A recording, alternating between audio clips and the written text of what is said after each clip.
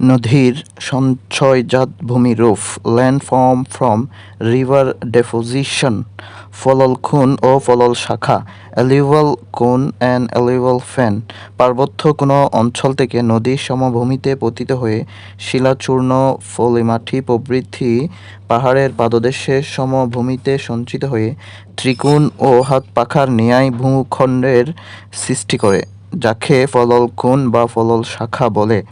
হিমালয়ের পাদদেশে গঙ্গার বিভিন্ন উপনদীর গতিপথে এইরূপ ভূখণ্ড দেখতে পাওয়া যায়।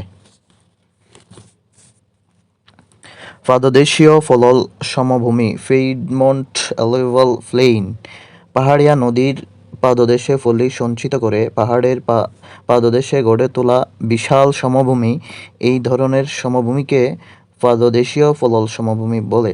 বাংলাদেশের তিস্তা, আত্রাই, করতোয়া সংলগ্ন রংপুর ও দিনাজপুর জেলার অধিকাংশ স্থানই পরিচিত পলল সমভূমি নামে।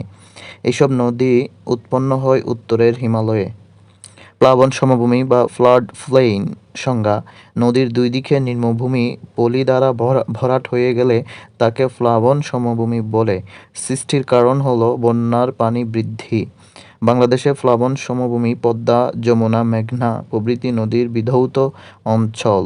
বদ্বীপ বা ডেল্টা সংজ্ঞা: ত্রিকোণাকার সমতল ভূমিকে বদ্বীপ বলে। আকৃতি: মাত্রাহীন।